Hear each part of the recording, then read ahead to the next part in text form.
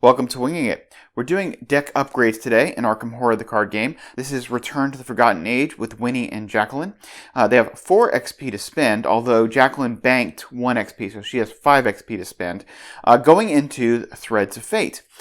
So one of the issues with Winnie's deck here, the concept for this deck was to rely on event-based combat so that she can leave both of her hands free, for her 2 lockpicks. And to enable that was Chuck Fergus, which is a great plan. I have 1 of him, so I need to get through his deck fast, which Winnie can do.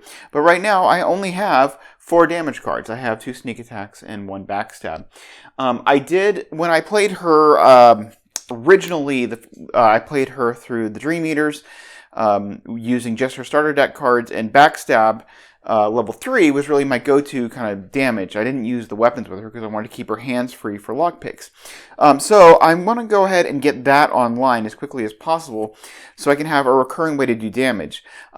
There's a lot more things that I'll need to kill in this scenario that you just can't avoid. Like, there's a lot of murder that you need to do in Doom of Etsley, generally. But the thing is that you can evade things and put it off. When you've got enemies with Doom on them, you just have to be able to kill them.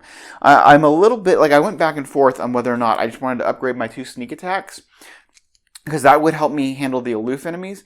But I decided to go ahead and just put 1 backstab level 3 in. So this is the backstab level 3. This is 3 XP.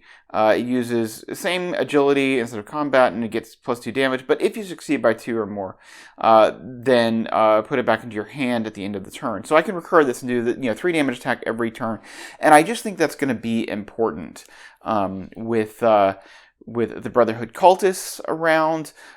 It's not going to be great for the 1 health enemies, and I thought about that and how am I going to do that? I don't have lots of ways for her to really punch that well. She doesn't have lots of wild icons or things, so it's going to have to be Jackie who's taking care of the 1 health enemies, or I guess I'll backstab them, or I could evade and sneak attack.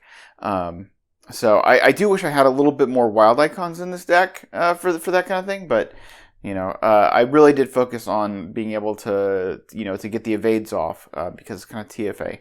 Anyway, intensive. So anyway, we are upgrading one of the backstabs, which leaves us with 1 XP to go. And for me, I thought this was a fairly good time to just go ahead and put 3 aces in her deck. She gets it through the deck fast. She should be able to draw these. It's going to be a source of economy, of card draw.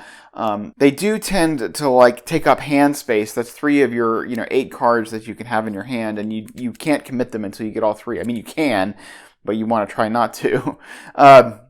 So that is a potential thing. But in Winnie, it's 4 cards, 3 resources, and she can get back through to recurring, getting fast to her damage abilities. So I think it's a pretty good add, and eventually it's going to fuel as I get, the more event-based stuff online. I'm going to get the upgrade level Pilfer. I'm going to get another backstab. Being able to get through the deck fast, get the resources, I think is going to be really solid.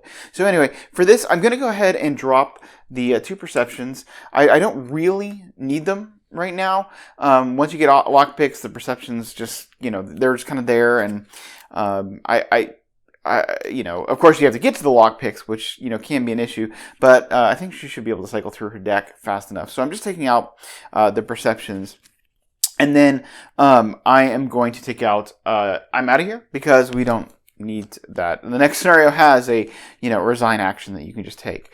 So we'll throw the 3 aces in there, and we're trying to keep a good number of events here that we can use with Chuck. We can still use sneak by, we can use sneak attack, we can use slip away, and backstab, and then for 3 health enemies like the Brotherhood cultists, we do have the Hatchet Man and sneak attack we can use to evade and then do 2 damage, and that'll do 3 damage to them without risking putting Doom. So we do have some combos. And once we get our backstab, Jacqueline can help us make sure that we always keep it in hand and that we're able to do consistent damage. So, alright, so let's go take a look at Jacqueline. Okay, as I was setting up for Jacqueline, I realized that I made a mistake in the first part of this video, in which I showed the Relic of Ages being in Winnie's deck, and no, I'm not putting it in Winnie's deck. I'm going to put it in Jacqueline's deck, because she'll have a much better time of passing the test that comes with it later on in the campaign. So, anyway, She does have 5 XP to spend because we banked 1, and she gets 2 XP to upgrade a spell from the 2 arcane researches that she's got. So we will spend 1 XP plus the 2 free ones we get to upgrade Shriveling. So this is just the upgraded Shriveling.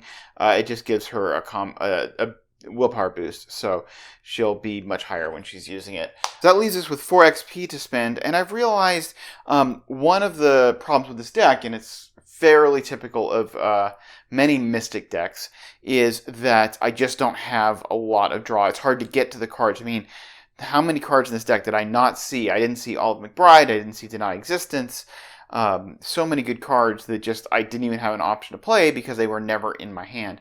Now, my long-term strategy for that will be Charisma and picking up an Arcane Initiate, the higher-level Arcane Initiates, with the goal of, pulling out the spells, thinning her deck, and being able to make her more reliable.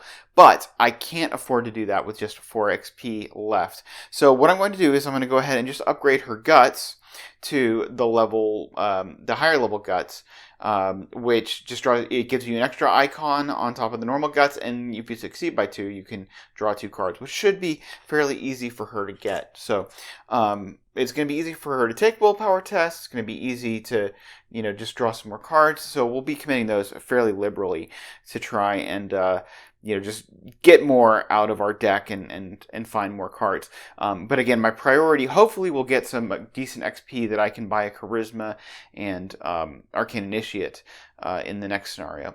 So anyway, that's where we're at. Let's go play Return to Threads of Fate.